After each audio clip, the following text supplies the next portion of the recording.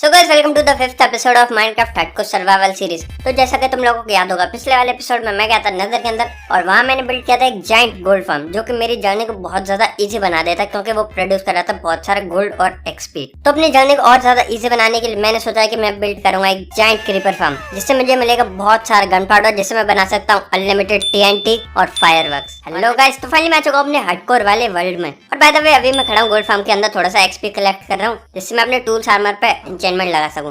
क्योंकि अभी मुझे याद है कि मैंने अपने टूल्स और आर्मर पर थोड़ी सी इंचेंटमेंट नहीं लगाई, जैसे मैंने सेल टच नहीं लगाई अपने एक पिकैक्स में, और feather falling, desperation, depth strider, looting 3, sharpness वगैरह नहीं लगाई है। तो ये चीजें मुझे लगानी है। लेकिन सबसे पहले चलता हूँ ओवरवर्ल्ड में और वहां जाके बना देता हूँ जाइंट सा क्रीपर फार्म। देखा आपने लापरवाही का नतीजा है। नहीं। अबे ये क्या हुआ? अरे यार, मैंने गलती से शवल फेंक दिया नेदर पोर्टल के अंदर और वो अब नेदर पोर्टल के बाहर चला गया। शायद नेदर रूफ पे होगा। चलो वापस से जाके देखता हूँ, क्या पता शवल मिल जाए। अरे गाइस, मैं वापस तो आ गया नेदर रूफ पे, पर यहाँ पे मुझे दिखाई नहीं दे रहा शवल कहीं भी।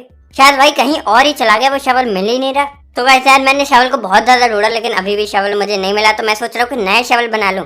और वैसे भी मेरे पास सारे विलेजेस तो हैं, तो उनसे इंचेंटेड बुक्स ले लूंगा और फिर से वैसा ही शवल बना दूंगा। बट ये था कि वो भाई नेदरराइट का शवल था, तो उसके लिए अब नेदरराइट भी माइन करके लानी पड़ेगी। इस वाले विलेज से ले लेता हूँ एक शवल, और अब सारे लाइब्रेरियन से एक एक इंचेंटेड बुक ले लेता हूँ उस शवल के लिए।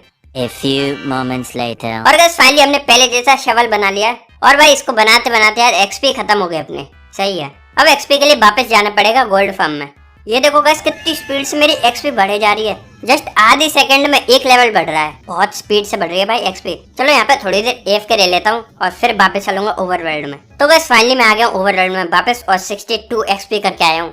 अब XP की कमी ही नहीं पड़ेगी। तो अब शवल में लगा देता हूँ सारी इंचेंटमेंट्स, और अब हो गई वापस से वैसी शवल जैसे पहली थी, बस नेदरराइट की नहीं है। और गाइस यहाँ पे थोड़े से और बेड्स लगा देता हूँ, जिससे ये विलेजेस और ब्रीडिंग करें और थोड़े से और लाइब्रेरियन हो जाए मेरे पास, जिनसे मैं बुक्स ले सकूँ। इनको थोड़ी सी ब्रेड्स भी दे देता हूँ, जिससे ये ब्रीडिंग कर लें। चलो भाई फाइनली इनकी ब्रीडिंग भी स्टार्ट हो गई, तो थोड़ी देर में यहाँ पे विलेजर्स आ जाएंगे, फिर उनसे सारी इंचेंटेड बुक्स ले लेंगे हम। ऐसा करता हूँ, जब तक ये विलेजर्स आएंगे और बड़े होंगे, तब तक मैं सारा सामान कलेक्ट कर लेता हूँ क्रीपर फार्म बनाने के लिए। तो देखो, सबसे पहले हमें चाहिए बहुत सारी वुड, और लिटरली लगभग हमें चाहिए 45 से 50 स्टैक्स ऑफ वुड। सही में ये सुन के तो मेरा भी दिमाग हिल गया था। लेकिन इतनी सारी वुड को कलेक्ट करने के लिए मुझे एक सबसे बढ़िया तरीका पता है। तो मैं आ गया अपने घर के पीछे वाली स्प्रूस बाइम में, और यहाँ मैं थोड़ी सी वुड कलेक्ट कर लेता हूँ। और वुड के साथ साथ मैं ले लूंगा बहुत सारी इनकी सैपलिंग्स। और जब स्प्रूस की 4 सैपलिंग एक साथ लगाते हैं, तो वो बहुत ज्यादा बड़ा ट्री बना देते हैं, जहाँ से हमें काफी सारी वुड मिल जाती है। तो एक ही बारी में वहाँ से हमें काफी सारी वुड मिल जाएगी। तो इससे मैं बहुत सारी वुड बहुत कम टाइम में कलेक्ट कर सकता हूँ। गाइस मैंने स्प्रूस के बहुत सारे ट्रीज तोड़े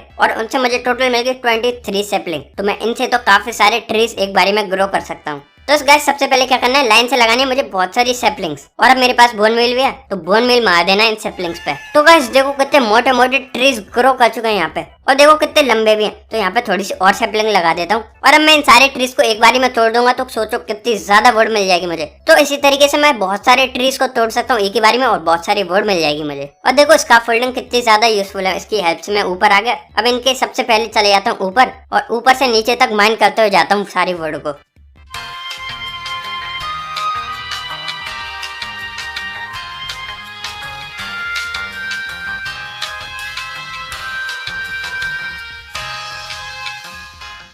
चलो गाइस फाइनली इतनी ज्यादा देर तक वुड को तोड़ने के बाद अब मैंने सारी वुड कलेक्ट कर ली, और देखो भाई पूरी डबल चेस्ट भरने वाली है। और गाइस अब जो नेक्स्ट और सबसे मेन चीज चाहिए मुझे इस फार्म को बनाने के लिए, वो है कोबलस्टोन। और इस फार्म को बनाने के लिए टोटल मुझे चाहिए 140 से 150 स्टैक कोबलस्टोन। लिटरली गाइस इसको सुन के तो मेरा दिमाग हिल गया था, इतना सारा कोबलस्टोन। लेकिन सबसे अच्छी बात है कि हम एक छोटा सा कोबलस्टोन जनरेटर बना सकते हैं, और उससे AFK होके बहुत सारा कोबलस्टोन हमें मिल जाएगा। तो यहाँ पे मैं बना रहा हूँ एक छोटा सा कोबलस्टोन जनरेटर, और गाइस देखो एकदम परफेक्ट कोबलस्टोन जनरेटर बन चुका है। जस्ट मुझे क्या करना है, यहाँ पे खड़े होकर ये सारे जितने भी कोबलस्टोन है इनको तोड़ना है, और ये सारे कोबलस्टोन चले आएगा एक चेस्ट में, और वहां से मैं कलेक्ट कर सकता हूँ। और गाइस अभी मुझे एक बहुत ज्यादा यूजफुल चीज पता चली कि अगर मैं कंट्रोल पैनल के अंदर जाऊंगा और वहां जाने के बाद माउस सेटिंग्स को ओपन करूंगा, तो वहां एक ऑप्शन आएगा टर्न ऑन क्लिक लॉक। इसका मतलब होता है कि अगर मैं किसी भी क्लिक को थोड़ी देर होल्ड करके रखूंगा, तो वो खुद ही होल्ड पे चली जाएगी अगर मैं छोड़ भी देता हूँ माउस के बटन को। तो ये चीज बहुत ज्यादा मेरी हेल्प करने वाली है AFK होने के लिए। तो मुझे क्या करना है, लेफ्ट वाली क्लिक को थोड़ी देर होल्ड पे रखना है, और अब ये ऑटोमेटिक कोबलस्टोन को माइन करता रहेगा और मुझ पर कोबलस्टोन आते रहेंगे। अब तो मुझे कुछ करने की जरूरत नहीं है। सो गाइस AFK होते होते मुझे बहुत ज्यादा टाइम हो गया और मैंने बहुत सारे पत्थर तोड़ लिए और देखो भाई 2 डबल चेस्ट भर चुकी हैं और एक हॉपर के अंदर भी थोड़ा सा कोबलस्टोन आ चुका है। लेकिन इसी के साथ साथ मेरे पास एक सैड न्यूज है कि मैं लैपटॉप को छोड़ गया था AFK होने के लिए और जब मैं वापस आया तो मैंने देखा कि मैं हाथ से पत्थर तोड़ रहा हूँ, यानी कि मेरी नेदरराइट पिकेक्स ही टूट गई भाई AFK होते होते। अब मुझे एक नई नेदरराइट की पिकेक्स बनानी पड़ेगी फुल्ली इंचेंटेड।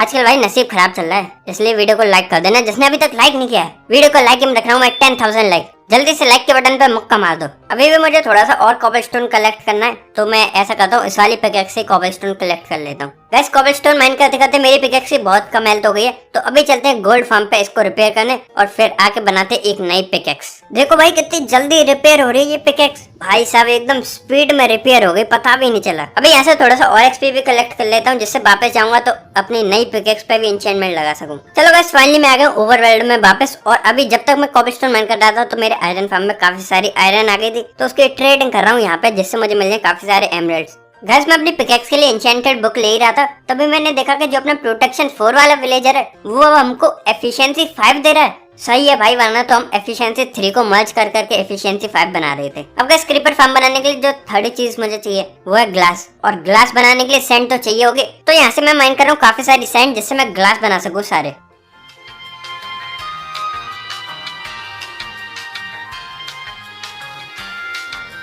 फाइनली गाइस मैंने काफी सारी सैंड कलेक्ट कर ली और देखो जब मैं आया था तब कैसा था और अब मैं जा रहा हूँ तो क्या हाल कर दे, एक बड़ा सा गड्ढा कर दिया यहाँ पे। अभी गाइस सारी सैंड को मुझे स्मेल्ट भी करना होगा ग्लास में कन्वर्ट करने के लिए, तो उसके लिए मैं यहाँ से थोड़ी सी लावा ले जा रहा हूँ जिससे मैं इजीली स्मेल्ट कर दूं सारी सैंड को। अब हर स्मेल्टर में डाल देता हूँ एक एक लावा की बकेट और अब कन्वर्ट कर देता हूँ सारी सैंड को ग्लास में। ओ भाई क्रीपर कहाँ से आ गया, चलो भाई मैं बाल बाल बच के, वरना तो ये मार ही देता, इसको बताता हूँ वीर को। ओ नहीं नहीं, अबे यार देखो यहाँ पे इतनी सारी चेस्ट रखी थी, सारा सामान फाड़ के रख दिया इसने। अब दोबारा से इनको चेस्ट के अंदर भरना पड़ेगा, फालतू में क्रीपर काम बढ़ा देता है बार बार।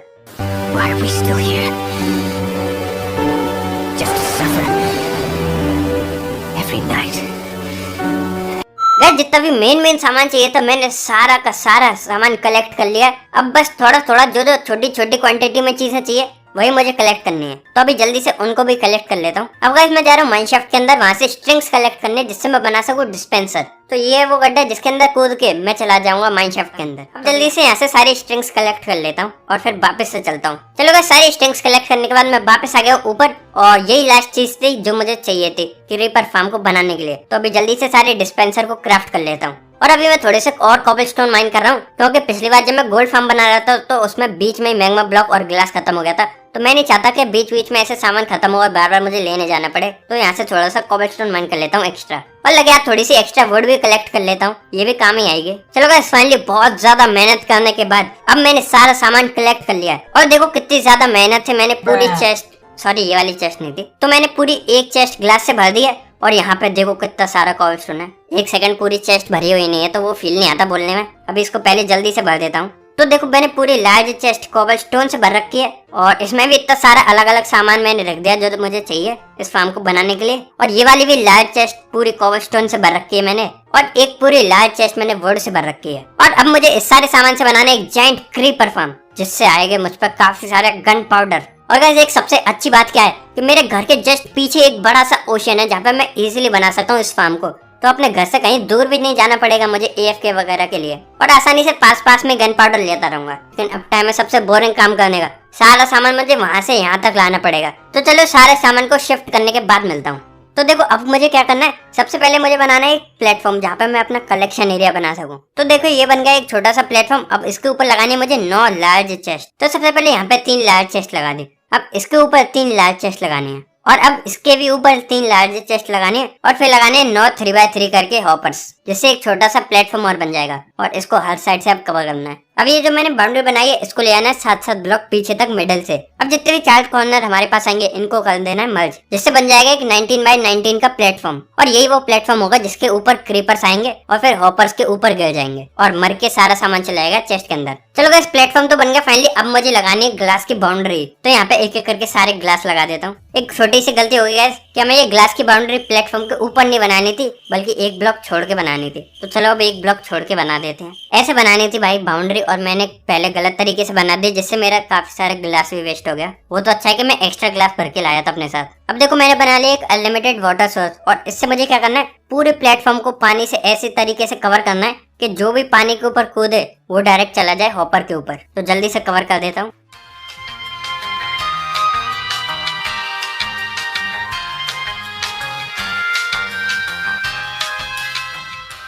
तो गाइस फाइनली अब मुझे बनाने वो प्लेटफॉर्म जिन पर क्रीपर स्पॉन होंगे, और उनकी डिजाइन मैं स्क्रीन पे डाल दूंगा। तो अगर आप ये फार्म बनाना चाहते हो तो आप भी बना सकते हो ये फार्म। इसके प्लेटफॉर्म की जो डिजाइन है वो थोड़ी सी कॉम्प्लिकेटेड है, इसलिए मैं समझा नहीं पाऊंगा शायद। अब गाइस पहला प्लेटफॉर्म तो बनके एकदम रेडी हो चुका है। अब यहाँ पे बीच बीच में मुझे कहीं कहीं ग्लासेस और लगाने हैं। अब गाइस तुम लोग सोच रहे होगे कि भाई ग्लासेस क्यों लगाने, क्रीपर फार्म में वैसे तो ग्लासेस लगाते नहीं है। तो ये ग्लासेस यहाँ पे इसलिए लगाने ताकि स्पाइडर स्पॉन ना हो, क्योंकि क्रीपर फार्म में काफी सारी स्पाइडर्स भी स्पॉन हो जाती हैं और वो फार्म के रेट्स डाउन कर देते हैं। तो यहाँ पे मैं लगा देता हूँ ये ग्लास, जिससे स्पाइडर्स बिल्कुल ही स्पॉन नहीं होंगे। और इसको भी एक पर्टिकुलर पैटर्न से लगाना है, तो वो भी मैं स्क्रीन पे डाल दूंगा। वैसे फाइनली पहला प्लेटफॉर्म तो बनके एकदम रेडी हो चुका है, लेकिन यहाँ पे मैं थोड़ी सी टॉर्चेस लगा रहा हूँ, जिससे कोई भी क्रीपर वगैरह ऐसे स्पॉन ना हो जाए जब तक ये पूरा फार्म ना बन जाए। और यहाँ पे नीचे फेस करता हुआ लगा देता हूँ एक ऑब्जर्वर ऐसे, और ये सारे ब्लॉक्स उठा देता हूँ अभी के लिए। और अब मुझे लगाना है इसी ऑब्जर्वर के ऊपर एक डिस्पेंसर। अब गाइस मुझे क्या करना है, जैसा मैंने पहला प्लेटफॉर्म बनाया ऐसे सेम टू सेम 9 प्लेटफॉर्म और बनाने हैं। तो चलो अब मैं मिलता हूँ सारे 9 प्लेटफॉर्म्स को बनाने के बाद।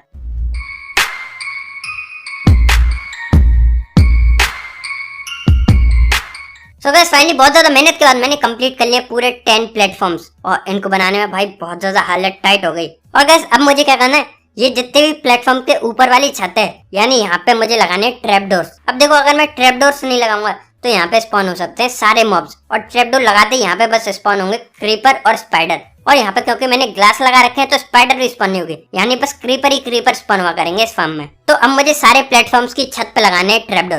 तो अब मैं सारे प्लेटफॉर्म की छत पे ट्रैप डोर लगाने के बाद मिलता हूँ। गाइस मैंने सारे ट्रैप डोर्स फाइनली अपनी अपनी जगह पे लगा दिए। अब यहाँ पे कैंप फायर और लगानी है, जिसके ऊपर आके क्रीपर मर जाएंगे और उनका जो गन पाउडर होगा वो चेस्ट के अंदर चला जाएगा। तो जो मेरा कलेक्शन एरिया उसका वाई लेवल है 63, और उससे मुझे टोटल जाना है 117 ब्लॉक ऊपर, यानी वाई लेवल 180 पे, और वहीं पे होगा मेरा AFK स्पॉट। तो जल्दी से वहाँ पे भी एक AFK एरिया बना देता हूँ। अब गाइस इस फार्म को मुझे बनाना है एक रेडस्टोन सर्किट, जिससे बार बार सारे ऑब्जर्वर और डिस्पेंसर एक्टिवेट होंगे और डीएक्टिवेट होंगे, जिससे जितने भी ऊपर क्रीपर स्पॉन हुआ करेंगे वो नीचे गिर जाएंगे और मर जाएंगे। और फाइनली यहाँ पे लगा देता हूँ एक लीवर, जिससे मैं जब भी चाहूँ इस फार्म को एक्टिवेट कर सकता हूँ और डीएक्टिवेट कर सकता हूँ। और गाइस अब करना मुझे लास्ट काम है इस फार्म का। इस फार्म के ऊपर मुझे बनानी है एक बड़ी सी छत, जिससे पूरे फार्म में अंधेरा हो जाए, जिससे क्रीपर इजीली स्पॉन हो जाए।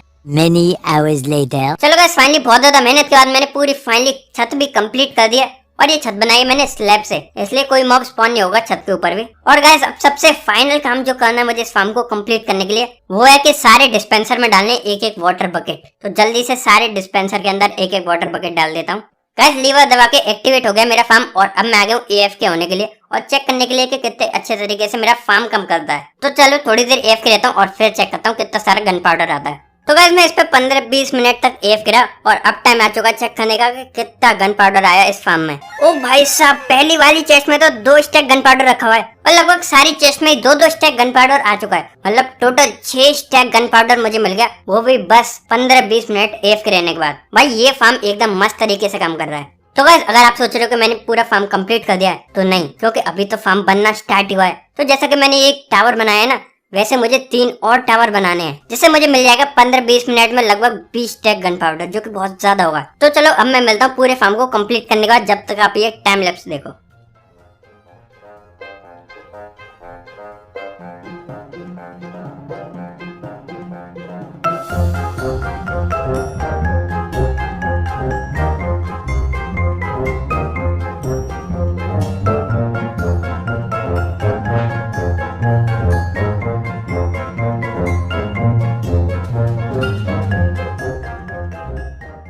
तो बस फाइनली मैंने पूरा फार्म बना के एकदम रेडी कर दिया, और अब टाइम है AFK रहने का और चेक करने का कि कितने अच्छे तरीके से ये फार्म काम कर रहा है। चलो अब ले लेता हूँ मैं यहाँ पे थोड़ी देर AFK और देखता हूँ कितना ज्यादा गन पाउडर मुझे मिलेगा। गाइस फाइनली टाइम आ चुका है इस फार्म को चेक करने का। तो अभी पहली चेस्ट में तो लगभग 2.5 स्टैक गन पाउडर रखा हुआ है, और बाकी चेस्टों में भी 2.5 स्टैक गन पाउडर रखा हुआ है। तो सब मिला के मतलब टोटल मुझे मिल चुका है 30 स्टैक गन पाउडर, वो भी बस 2 दिन तक AFK रहने के बाद। भाई साहब लिटरली ये फार्म तो बहुत तगड़ा काम कर रहा है, जितना मैंने सोचा था ये तो उससे भी ऊपर निकला। तो गाइस अब मैं क्या सोच रहा हूँ, मेरे पास इतना बढ़िया गन पाउडर फार्म हो चुका है, तो अब मैं चलता हूँ थोड़ी सी नेदरराइट की माइनिंग करने के लिए, जिससे मैं अपने शवल और पिकेक्स को वापस नेदरराइट का बना सकूं। तो सबसे पहले यहाँ से थोड़ी सी सैंड माइन कर लेता हूँ, क्योंकि TNT बनाने के लिए बहुत सारी सैंड भी चाहिए होती है। और देखो भाई कितना ज्यादा गन पाउडर है मेरे पास। तो अब इससे बना लेता हूँ TNTs, और टोटल मैंने बना लिए 5 स्टैक TNT। और अब इसको जाके फोड़ता हूँ नेदर के अंदर और नेदरराइट माइन करके लाता हूँ। ओ भाई नीचे की तरफ माइनिंग करते करते ही मुझे नेदरराइट मिल गई। सही है, इसको भी ले लेता हूँ। और एक नेदरराइट मेरे पास पहले से ही थी, तो अब मुझे बस 6 एशियन डेब्रिस और चाहिए। तो बस यहाँ पे लगा दी मैंने पूरे 1 स्टैक TNT। और अब चेक करते हैं इससे कितना एशियन डेब्रिस मिलता है। ये लगा दी इनमें आग, और भाई फूटते जा रहे हैं आगे तक। चलो यहाँ पे एक एशियन डेब्रिस मिल गया, यहाँ पे एक और मिल गया, यहाँ पे भी एक मिल गया, और यहाँ पे तो 2-2 लगे मिल गए। चलो भाई सही है। गैस मैंने पूरे 1 स्टैक TNT फोड़े और उससे मुझे टोटल मिल गए 6 एशियन डेब्रिस। और अब मेरे पास फाइनली हो चुके पूरे 8 एशियन डेब्रिस, जिससे मैं अपने दोनों टूल्स को अपग्रेड कर सकता हूँ नेदरराइट में। अब एशियन डेब्रिस को लगा देता हूँ स्मेल्ट होने के लिए, और अब कर देता हूँ फाइनली अपनी पिकैक्स को अपग्रेड, और अपनी शवल को भी अपग्रेड कर लेता हूँ। और गैस जैसा कि मैंने वीडियो की स्टार्टिंग में बोला था कि मैं अपने टूल्स और आर्मर पे एन्चेंटमेंट्स लगाऊंगा, तो अब टाइम आ चुका अपने टूल्स और आर्मर पे एन्चेंटमेंट लगाने के लिए। तो सबसे पहले लाइब्रेरी से ले लेता हूँ थोड़े से बुक शेल्फ्स, और अब बना लेता हूँ 6 लेक्टन्स, जिससे मैं सारे विलेजर्स को कन्वर्ट कर सकूँ लाइब्रेरियन के अंदर। और यहाँ पे लगा देता हूँ सारे लेक्टन्स, और देखता हूँ मुझ पे कितनी अच्छी अच्छी इंचेंटेड बुक्स आती हैं। गैस सेकंड ट्राई में मुझे मिल गई सिल्क टच की बुक। अब इसको लगा दूंगा अपनी दूसरी पिकेक्स में। और भाई गोलम ये क्या चल रहा है? मैं जब भी आता हूँ ये फूल दे रहा होता है विलेजर को, और जैसे मैं देखता हूँ भाई फूल उठा लेता है। गैस मुझे एक और बुक मिल गई रेस्पिरेशन 3, ये भी बहुत ज्यादा हेल्पफुल है, इसको भी ले लेता हूँ। चलो डेप्थ स्ट्राइडर 3 मिल गई। ये शायद हमारी स्विमिंग की स्पीड को बहुत ज्यादा इंक्रीज कर देती है, तो ये भी बहुत ज्यादा हेल्पफुल है, इसको भी ले लेता हूँ। अपने शूज में लगा लेता हूँ डेप्थ स्ट्राइडर 3, और अपने स्वॉर्ड में लगा देता हूँ नॉकबैक 2, जो कि मुझे माइनशाफ्ट से मिला था। गैस मैं इतनी देर से फेदर फॉलिंग का वेट कर रहा था, और फेदर फॉलिंग तो मिल गई, लेकिन बस 1 लेवल की। चलो ऐसा करता हूँ 1 लेवल की सारी बुक्स को मर्ज कर दूंगा, और उसी से फेदर फॉलिंग 4 बना दूंगा। और कोई ऑप्शन भी तो नहीं है मेरे पास, तो ये मर्ज कर दी फेदर फॉलिंग वाली 2 बुक, और फिर से 2 बुक हो गई। और अब मेरे पास हो गई एक फेदर फॉलिंग 3 की बुक, और ऐसे मुझे दोबारा करना है, जिससे मेरे पास आ जाएगी फेदर फॉलिंग 4 की बुक। सिंपल। अब गाइस मैं आ गया गोल्ड फार्म के अंदर थोड़ा सा XP कलेक्ट करने। और पिछली वाली वीडियो में मेरे एक सब्सक्राइबर ने बताया था कि ये जो मैंने टॉर्चेस लगाई हैं ये मेरे फार्म के रेट्स को इफेक्ट करेगा, तो ये टॉर्चेस मुझे उठा देनी चाहिए।